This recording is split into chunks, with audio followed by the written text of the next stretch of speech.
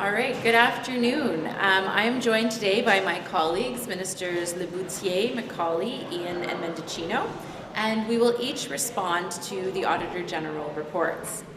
Thank you. We welcome the Auditor-General's reports, and at ESDC, we accept her recommendations. Our government continually looks for ways to improve services to Canadians and support hard-to-reach and vulnerable people across the country. Nous voulons aussi nous assurer qu'il est aussi facile que possible pour la population d'avoir accès aux prestations et aux crédits auxquels ils ont droit. Nous reconnaissons que certains Canadiens, particulièrement les plus vulnérables, sont toujours confrontés à des obstacles pour accéder aux services et aux prestations du gouvernement pour différentes raisons. They do not appear in administrative databases, they do not or are not required to file taxes, and they are not reflected in the census. It becomes difficult to remind them to apply for a benefit by mail or by telephone because we may not know who they are. Nous avons déployé des efforts considérables pour contacter les populations difficiles à joindre et vulnérables. Mais nous devons faire plus. Nous devons faire plus pour joindre tous les Canadiens, peu importe où ils se trouvent ou qui ils sont. En 2020, Service Canada a mis en œuvre l'initiative Servir tous les Canadiens, conçue spécialement pour accroître les inscriptions aux prestations et pour éliminer les obstacles à l'accès et au versement. Through this initiative, we connect directly with communities and organizations who can refer clients to us or help us identify new clients who we would otherwise not know. This work will continue, and we will expand and strengthen it to respond to the findings in the audit. We will continue to work closely with our colleagues at CRA to share information, identify best practices, and collaborate on data collection where it makes sense and where appropriate. Assurer des services fiables et accessibles à tous les Canadiens, peu importe où ils habitent, demeure une grande priorité pour parvenir à de meilleurs résultats pour les Canadiens. Nous poursuivons notre travail pour améliorer l'accès aux services pour les populations marginalisées et mal desservies. L'audit a montré que le gouvernement n'avait pas un portrait net et complet des gens qui ne reçoivent pas leurs prestations auxquelles ils pourraient avoir droit. This finding highlights a challenge that the department has been working to overcome for many years. We remain committed to finding more opportunities to ensure as many Canadians as possible are able to opt into services, benefits, and support. There is always more work to be done. We will continue to develop programs and processes to help overcome barriers to access and to ensure all segments of society are able to access benefits and credits equally. J'invite maintenant la ministre Leboutier à prendre la parole. Merci. Bonjour, je suis très heureuse d'être avec vous aujourd'hui. Before I begin, I would like to say that the Canada Revenue Agency welcomes the Auditor-General of Canada's recommendations, and we recognize there remains more work to be done. Nous poursuivons nos efforts pour gagner la confiance des personnes vulnérables et difficiles à joindre, y compris les Autochtones et les nouveaux arrivants au Canada, afin que nous puissions les soutenir partout au pays. Nous voulons également que nos services soient aussi faciles et accessibles que possible pour les personnes admissibles à nos programmes. Nous avons consacré plus de 10 millions de dollars sur 3 ans à un programme pilote offrant des subventions aux organismes communautaires qui organisent des comptoirs d'impôts gratuits grâce au programme communautaire des bénévoles en matière d'impôts de l'Agence et sa version québécoise, le service d'aide en impôts, programme des bénévoles. À titre d'exemple, l'an dernier, plus de 3 400 organismes et 15 000 bénévoles ont aidé plus de 574 000 personnes à remplir et produire leur déclaration de revenus et de prestations. En tant que ministre du Revenu national, j'ai pour priorité absolue d'assurer un régime fiscal équitable grâce auquel chaque personne admissible peut recevoir les prestations et les crédits auxquels elle a droit. And we continue to strive to put people first in everything we do. Je laisse maintenant la parole au ministre McCauley. Merci.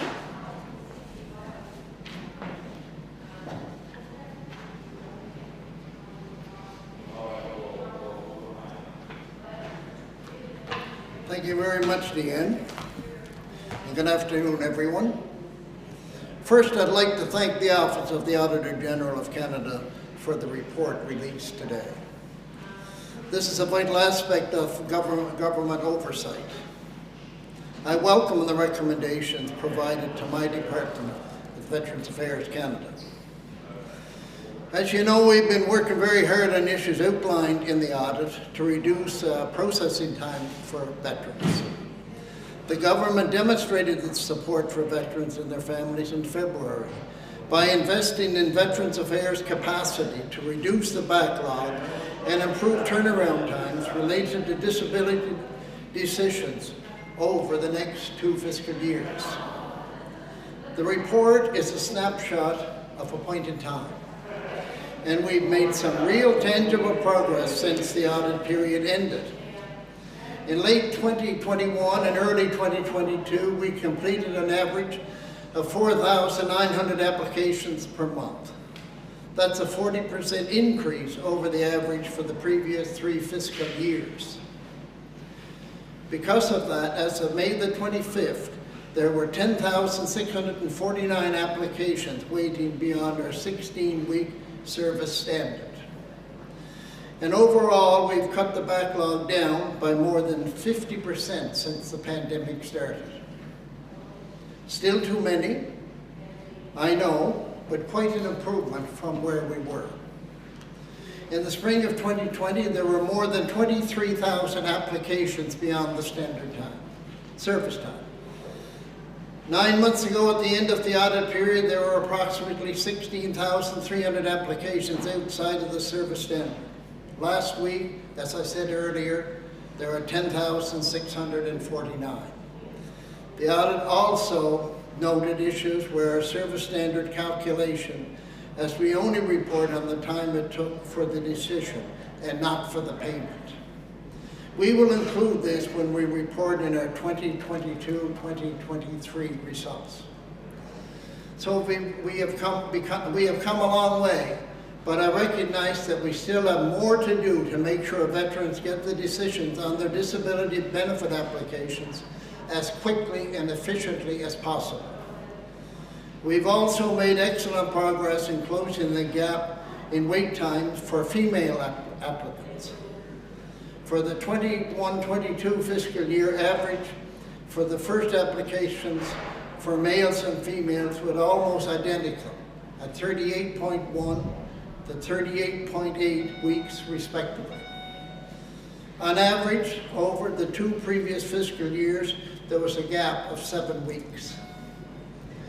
We're also working to close the remaining gap in processing time for Anglophone and Francophone veterans. Any gap is unacceptable, and we take this issue very seriously. A lot of folks gave us some good feedback about the disability benefit application process during our recent consultations over Let's Talk Veterans Portal. As always, we're open to all ideas and options that would help us make more timely decisions for our veterans. It's my top priority as Minister of Veterans Affairs. I am committed to resolving this long-standing issue that is so important to the health and well-being of so many veterans and their families. Thank you, and I would like now to introduce Minister Marcia Ian.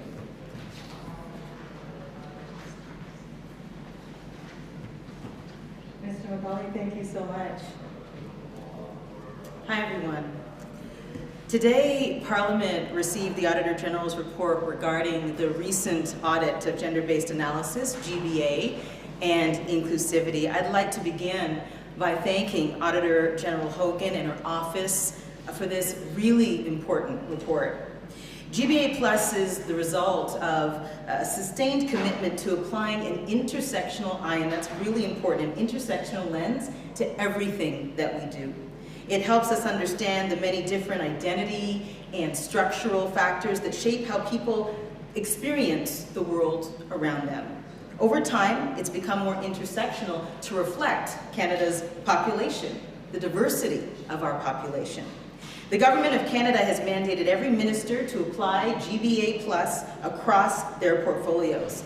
So GBA Plus, in other words, is everyone's responsibility.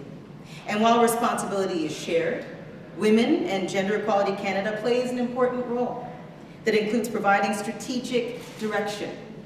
It includes supporting capacity among line departments and central agencies, as well as monitoring progress and identifying gaps and barriers. Women and Gender Equality Canada has also been working with partners at the Treasury Board Secretariat and the Privy Council Office to implement a number of changes. So let me outline a few things since 2015, the 2015 report. We have made GBA Plus mandatory, enacted the 2018 Canadian Gender Budgeting Act to include GBA Plus in all budgetary and expenditure processes, launched the Centre for Gender, Diversity and Inclusion Statistics in response to the growing need for better disaggregated data, intersectional data. We've invested $200 million in that disaggregated data and research that reflects our country and the diversity of our country. And we've developed 2 new training courses for federal public servants on how to actually apply it, how to apply GBA Plus. Though, as identified in this year's audit report, challenges absolutely persist, including the availability of data, understanding GBA Plus as an intersectional tool. And there are gaps in capacity within federal departments to perform this analysis. I can assure you that WAGE is deeply, deeply committed to fully supporting the recommendations put forward by the OAG to make sure that GBA Plus is fully, and I will repeat, fully implemented right across government. Because only then can we better tailor our initiatives. Only then can we implement programs and provide services in ways that respond to the diverse needs of everyone in this country. Thank you. Merci beaucoup. Minister Mendicino, à vous.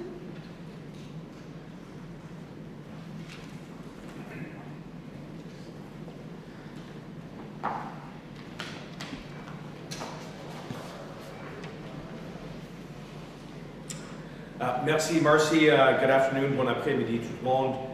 I want to echo the sentiments of my colleagues and thank the Auditor-General for her report and its insight on critical issues for our correctional system, most importantly, the overrepresentation of Indigenous peoples and Black offenders and the barriers they face.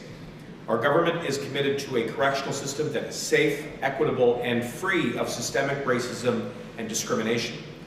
The system must support the rehabilitation of offenders and pave the way for their reintegration into our communities.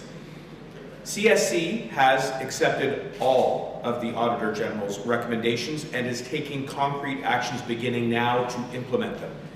Le service accepte toutes les recommandations faites par la vérificatrice générale et passe à l'action en prenant de nombreuses mesures. This begins with the security classification process.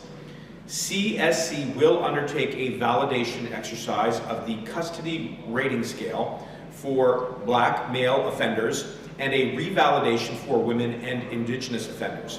This work will happen in collaboration with external experts. CSC has also begun an arm's-length initiative to develop an Indigenous-informed security classification process. This work is happening from the ground up, ensuring that both a gender and Indigenous lens is employed. Additionally, they will strengthen the oversight mechanism related to security classification decisions for Indigenous offenders. CSC will also review its processes and tools to ensure that women and Black offenders are initially placed at the most appropriate security level. CSC is expanding correctional programs to provide better and more timely access for inmates and is making strides to diversify its workforce. And finally, CSC is also implementing an anti-racism framework as well as a suite of actions and is building a dedicated team to support this work. Alors que le service mène à bien de toutes ces initiatives, il m'a assuré qu'il demeure résolu à constituer et à maintenir un poste en effectif fort, inclusif et diversifiée qui reflète mieux la diversité retrouvée dans nos pénitentiaires. A central part of my work as Minister of Public Safety is combating systemic racism and discrimination in the criminal justice system and addressing the overrepresentation of Black and racialized Canadians and Indigenous peoples, and that is work I am enjoined with all of my colleagues who are here today. Just a few days ago, I issued a new mandate letter to the Commissioner of the Correctional Services of Canada with specific instructions to move forward on a wide variety of initiatives to that end. These range from working with Indigenous organizations to provide culturally relevant programming and supports for Indigenous offenders to developing a federal framework to reduce recidivism to enhancing inmates' access to technology. Most significantly, I have directed the Commissioner to create a new position of Deputy Commissioner for Indigenous Corrections, which is a direct response to Call for Justice 5.3 of the National Inquiry into Missing and Murdered Indigenous Women and Girls.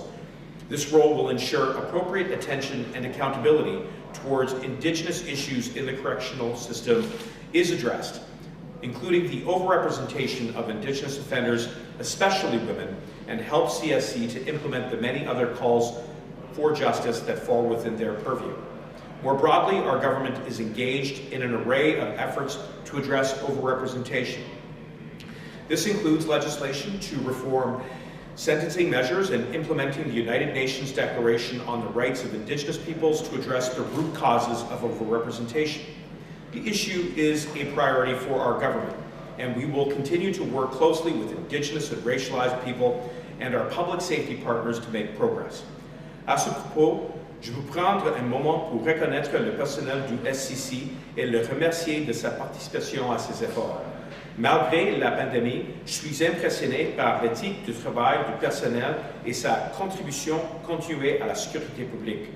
Once again, we would like to thank the Auditor General for her support, and I am committed to working with Commissioner Kelly to ensure that we make all of the progress that is laid out in the AG's recommendations. Merci beaucoup, et maintenant nous sommes prêts pour les questions. Hi, good afternoon, everyone. I guess I just want to start with this question. You know, clearly from these reports we see that women are being treated differently. Our prison system is racist. Are you comfortable as a government calling yourself a feminist government and an anti-racist government with these results and these findings in these reports? What we're not comfortable with is the fact that systemic racism and racism still exists within our society, including in our institutions, and that is something that is soberly articulated not only in the AG's report, but it's something that has been acknowledged by colleagues, government, and leaders of these institutions.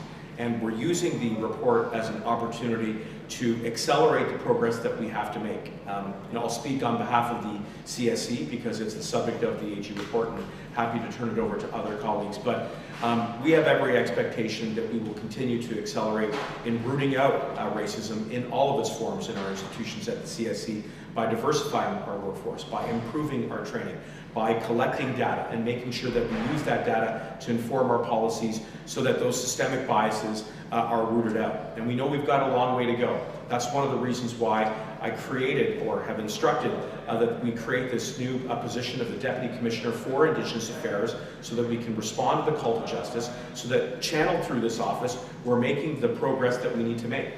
Maybe I'll turn it over to some other colleagues to comment.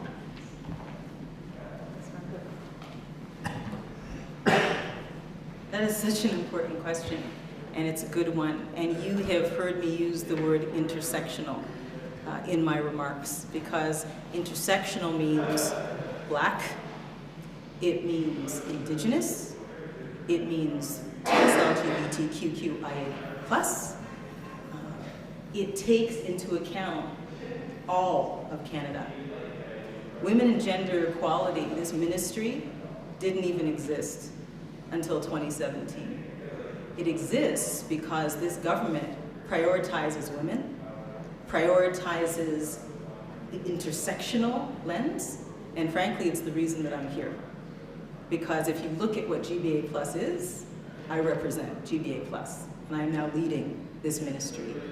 I am working vigorously with all of my colleagues to support in every single way that intersectional lens, because frankly, I don't see things any other way, because it is who I am. And so when it comes to, has this government done enough? Has this government approached things from a feminist lens? Absolutely, absolutely. Women are a huge part. That intersectional word again. Black, Indigenous, 2S LGBTQIA+, are a huge part of what we do, and this is an all-of-government approach.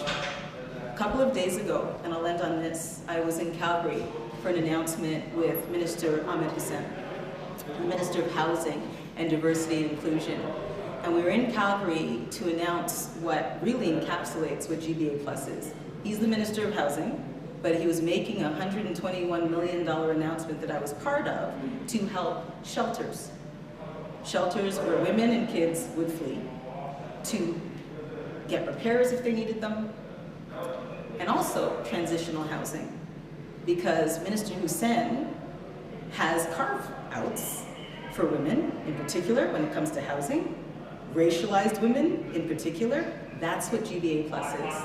That's what a feminist approach is. Minister Ian, I'll just keep it with you. Sure. You're a former journalist. I am. You're Always a journalist. Listen, once a journalist, always a journalist. Yes, CTV. You're probably familiar with the term show, don't tell. Yeah. How can you tell Canadians that you are an intersectional government, an anti-racist government, a feminist government, when your results don't show that? The outcomes clearly do not show what you're saying. I think it's also about showing the work. And as a journalist, we do our research, don't we? That's what we do. We look at the whole story. So let me fill in some of that story right now. Since 2015, our government has done a lot with regards to women. And I want to pinpoint some things. I'm going to go from 2015 up until now. Why don't I focus on the latest budget? Because there was some press about that and it not being a feminist budget, okay? In that budget, I was supported, Wage was supported by $500 million for a national action plan to end gender-based violence. I have been on the ground across this country, talking to stakeholders, doing so virtually as well. I have met with my provincial and territorial counterparts as well, Indigenous leaders, to make sure that we get this right. To have that kind of support, $500 million in budget 2022 is going to go a long way. Menstrual equity, the Menstrual Equity Fund. My parliamentary secretary, Jenna Suds, is leading right now a pilot program where she is at this point talking to stakeholders, $25 million of support in budget 22 for that, as well as the LGBTQ2 action plan, which very much can be a gendered issue, gendered issues. $100 million to create the first ever LGBTQ2 action plan in this country is going to go a long, long way. Childcare. Minister Gould is standing up here to have every province and territory, and that is not an easy thing to do when you look at bipartisanship and everything else, sign on to a childcare plan. Nobody's going to tell me when I represent Toronto Centre that women have not been front and center on the front lines of this pandemic, and that childcare is going to make a huge difference when it comes to realizing their dreams and making sure their children are taken care of. So just a couple of things to fill in the gaps as to what our government is doing. You okay? This is a question for Minister Macaulay. Are you saying everything is fine, and contrary to what the Auditor General says, you don't need to have a long-term sustainable plan? That's what it sounds like, and you know, that the Auditor General's report is outdated and wrong, and that everything is working swimmingly. I just wanted you to clarify, please. Thank you very much for your question. And no, everything is not over. And in fact, but it's important to realize that the backlog was 23,000 in the backlog about 2 years ago. We have, now it's just over 10,600 in the backlog. We have hired a lot of people, over 100 adjudicators, but it's so important that we keep on this track. Is it enough? No, but we have to make sure that we continue on this track and put this backlog where it should be. Thank you.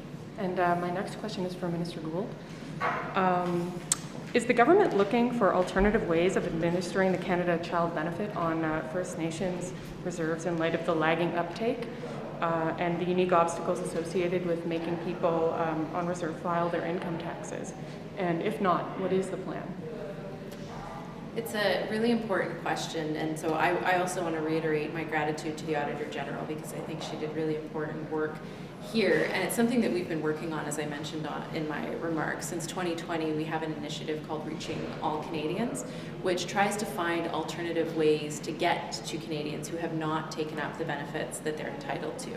And what's important about the Reaching All Canadians initiative is that it's not just an online form, it's not just a phone line you can call, it's actually people who are trusted in community, who are going and reaching out to those who have not made the application. And so there are actual people from Service Canada who connect with third-party organizations who have community relationships where they can go and build that trust in terms of making that application. But it is absolutely a top priority for me. It's been more challenging in the pandemic when you haven't had that direct person-to-person connection and outreach as we've seen in the past on First Nation reserves.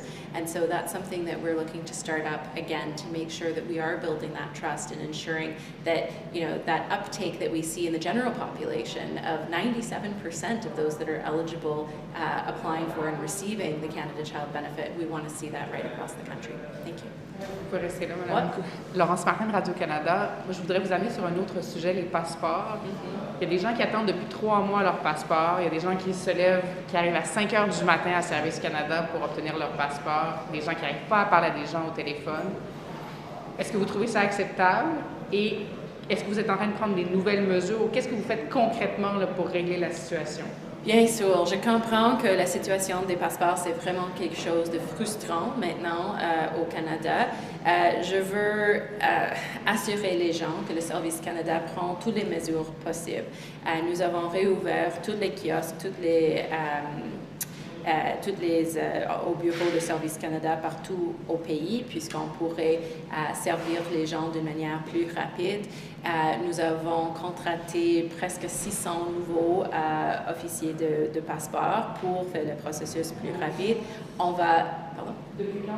Depuis janvier. Et nous sommes en train de contracter une autre 600. Et nous avons réorganisé une autre 600. Alors, c'est comme 1800 nouveaux personnes pour répondre à cette demande. Le demande, c'est quelque chose incroyable. C'est plus grand que anticipé. C'est pas seulement les gens qui ont besoin des passeports renouvelés cette année, c'est les gens que leurs passeports sont expirés pendant les dernières 2 années, mais aussi 85% des passeports qui sont en train d'application sont des nouveaux passeports. Les gens qui n'ont jamais eu des passeports avant, et ça prend plus de temps parce que nous avons fait un processus d'application plus rapide pour les gens qui ont eu un passeport dans les dernières 15 années, mais le volume de nouveaux passeports, c'est quelque chose qui est encore plus grand que anticipé.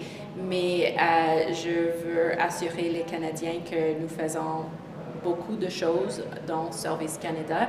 Pour les personnes qui vont en personne à un bureau spécialisé de passeport, c'est moins de 10 jours, donc ils reçoivent leur passeport. Le défi, c'est vraiment avec les passeports qui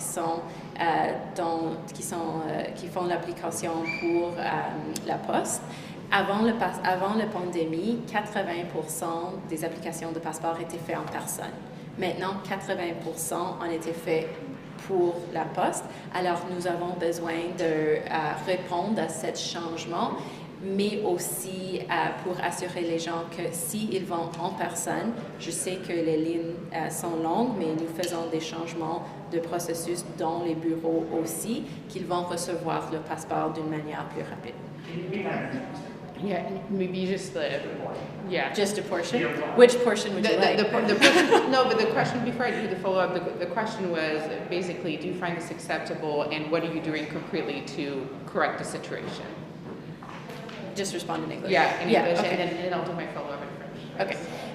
Sure. So, look, I understand that the passport situation is very frustrating for Canadians. We are experiencing an unprecedented volume because at this point in time, Canadians who haven't traveled for the past 2 years are eager to get out there, and I completely understand that desire to want to travel. But what we're experiencing right now is not just the people whose passports are due for renewal this year, it's also passports that have expired over the last 2 years. Plus, 85% of the passport applications that we're receiving are actually new applications. So for people who have not had a passport before, adult Canadians who want to travel now, Canadians that have been born over the past 3 years, or new Canadians. And new passports take longer than those that are simple renewals because there's an integrity and a security process that goes through that. That being said, we are taking a lot of measures to try and address this increase in demand. Whether it's at Service Canada or passport offices, we've opened all of the kiosks to try and move people through the lines faster. We're also allowing people to wait inside the Service Canada offices. There's still a very high demand, so the lineups continue to be present.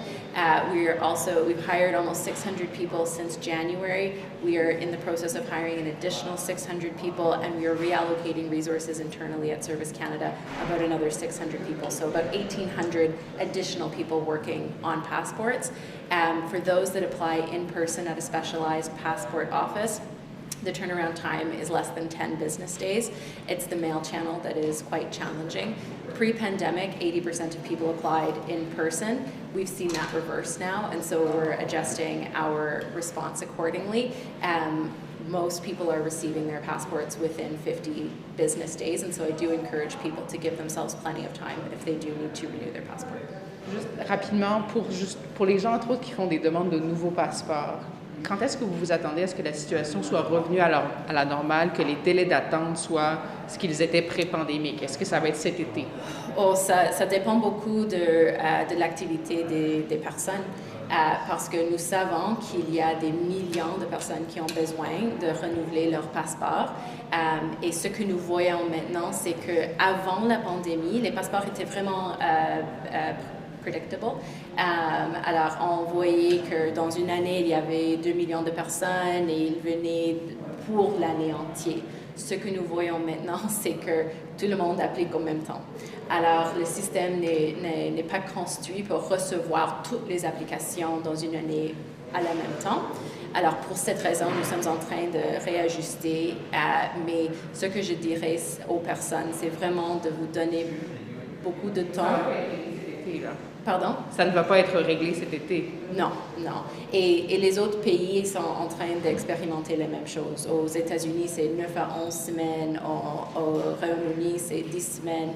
Alors, c'est quelque chose que, lamentablement, le monde entier est en train d'expérimenter. Mais je comprends, les personnes veulent voyager et on va faire notre mieux pour les aider. Merci. Minister McCauley, Mackenzie Gray, CTV News. I just want to read you back something you said on Remembrance Day. This is a quote you had. Anything to help the veterans we're going to do. In the wake of the Auditor General's report, do you think you've lived up to that commitment that you've made to the veterans? Thank you very much for the question. It's important to realize what the situation was in Veterans Affairs when we formed government. We invested $11 billion. That was 7 years ago. Pardon? That was 7 years ago when you formed government. What happened was we have invested $11 billion approximately into Veterans Affairs Canada. We have hired 1,000 employees that were released of their job. We have invested just approximately $340 million in the last 2 budgets to deal with the backlog. We have hired over 100 adjudicators. We have made sure that with a process in place that we will make sure that the veterans receive their proper remuneration in the appropriate time. But what you have to do is make sure the funds is there, the technology is there, and we are making sure that that is there. So 7 years on, it still takes an average of 39 weeks for veterans to get their disability benefit. Do you think that is an acceptable period of time for veterans to have to wait? Well, you can use whatever figures you wish, but the backlog was at 23,000 2 years ago. We put a number of processes in place. The backlog today is at 10,600, just over. We're on the proper path, as I indicated previously, to make sure that we deal with this appropriately and to put the backlog where it needs to be. I can assure you, we have the process in place and we will do that. Thank you. Just actually one more question. Why not lift the requirement to file your taxes so people can get their benefits?